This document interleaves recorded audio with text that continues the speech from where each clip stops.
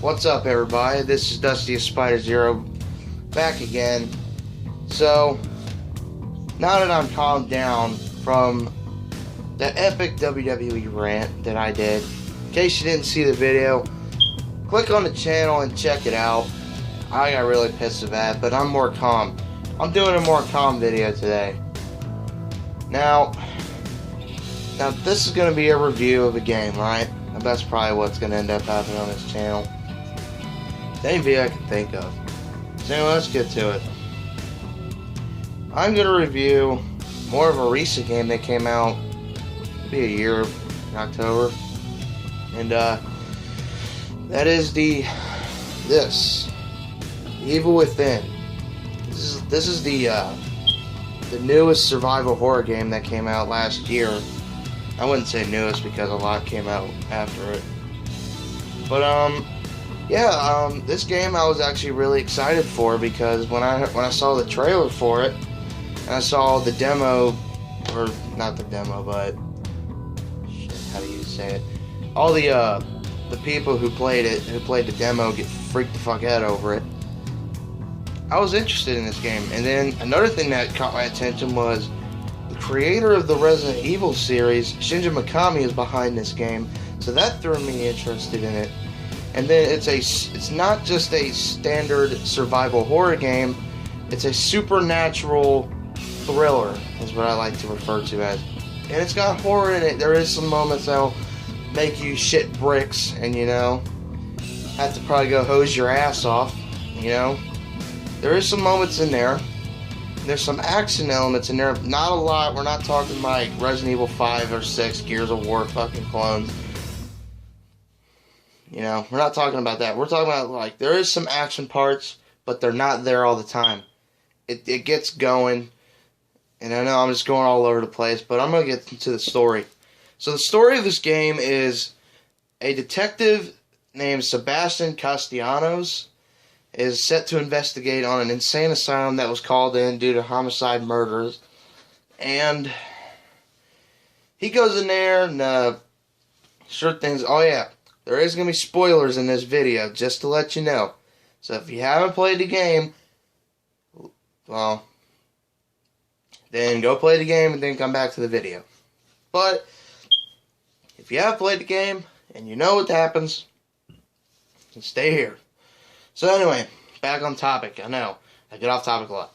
But anyway, so he goes in there with his partner Joseph, and basically he goes into one room and shit gets wrong, and you end up in a random location. Basically shit gets real, there's tons of monsters, and you get thrown into a really supernatural thrill, as I like to put it.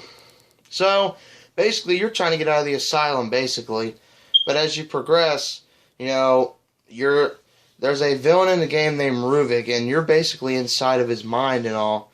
And basically, you have to survive, and shit goes wrong, and there's a lot of supernatural stuff. And I think it's actually really interesting. But the story is kind of lacking a little bit. That's one of my nitpicks I have about this game, is the story. The story could use a little bit better writing, because this has been done before. I was expecting like a new fresh idea, like, all right, a new fresh idea. But I managed to not mind it because it's been done before. So, like I said, story's not that great. If they end up making a sequel, they need to fix it. All right, let's talk about the gameplay. The gameplay is a little clunky at times. You got to press one of the analog sticks to access your menu. You got to pull out your weapons in odd ways. But the gameplay's solid. The combat's pretty good. You got your melee attacks. You got your shooting.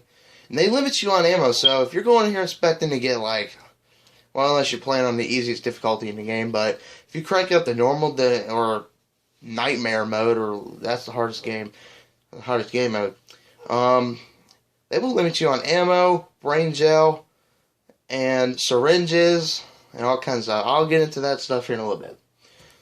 So, another really cool thing I found about this game was the upgrade system. You upgrade, you basically go into random rooms where there's a mirror, and this is all supernatural stuff still. So you're going into a mirror, and you go into this room, and you go into this place called Safe Haven. Holy shit.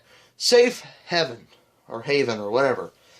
And basically, you meet up with this hot-ass nurse, and that's where you find your upgrades, or if you find locker keys throughout the game. That's basically where you upgrade. You can upgrade melee attacks, ammo, gun damage, you know, more time to run, syringe recovery, better health, you name it. And you collect points by collecting these jars of brain stuff. It's called brain gel. And you collect those throughout the entire game, and you basically upgrade, which I thought that was a really cool feature. So, with that being said, I know I'm going all over the place. I don't go chronological order. But, there's actually another nitpick. The protagonist, Sebastian, is not that interesting at all. He has, literally, like, any situation, he has no fucking emotions. Like, if someone gets killed, he's like, oh, well, that happened. I'm not sure if he said that, but anyway, he has no emotions whatsoever. He's not a very likable character. You know, he's kind of a boring protagonist, so that's another thing I didn't really like about it. But some of the level designs were really good. Some of the areas you go to, like you go to the insane asylum, into the woods, to a village, into sewers, you name it. I'm just naming it. Going to a church, going to a catacombs, you go into everywhere. And, you know, I thought it moved at a really good pace, you know? It really did. And now, the thing that you would probably be asking, did the game live up to the hype that was building upon, or this 9 out of 10, a wonderful horror experience that Game Informer said right there on the front of the game? Did it live up to the hype? No. In some ways, it did. Some ways, it didn't. There's some things that they didn't do that was promised to say. But I still like the game. I think it's a fun game. It really is a fun game. And it's a step into the right direction of survival horror. It's an interesting game, you know. It's a little different than what you would expect. I mean, I went into this game with different expectations about what I got. But I still didn't mind it. So... but this game is still good, you know. It says here on the back, a survival horror masterpiece. Game trailers. Brutal, challenging, and remarkably fun. That's true. It is brutal. This game shows no lighthearted, by the way. Some of the monsters' designs are really good, too. I think some of the monsters are really good. I don't know if they're zombies or infected creatures or whatever, but they're pretty cool. The Keeper's a really cool monster design. Ruvik, he's a really cool villain throughout the entire game. And then you have the chainsaw guy, you have the spider lady, which I forgot her name. But yeah, interesting monsters and all that. But aside from the lacking of story and the boring protagonist, this game is actually really good. So I'm going to give this final verdict. I know it's a short review, but what can you do? So the final verdict for The Evil Within, I know I'm kind of quoting Angry Joe. By the way, check him out. He's really cool if you haven't watched him. If you haven't watched Angry Joe, then what the hell's wrong with you? But anyway, final verdict for this game, I'm going to give it a 7 out of 10. Because while it is a good game, there is some things that bothered me, like I mentioned. And that kind of took away from it. But yeah, 7 out of 10, and it gives you can check it out. I recommend it. I mean, it's a really good game, actually. I really do think it really is. I mean, it didn't live up to the hype, but it's still good. And hopefully they'll make a sequel. They have the DLC packs for it, so you can go to those, or you can be like me and wait for a sequel.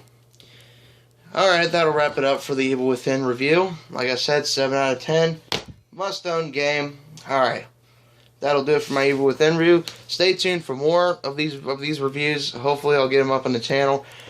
Subscribe for more content, please. Subscribe, rate, comment. Do whatever the fuck you please, because I am not forcing you. I am not a dictator. Anyway, subscribe for more content like this. And I'll see you guys in the next video.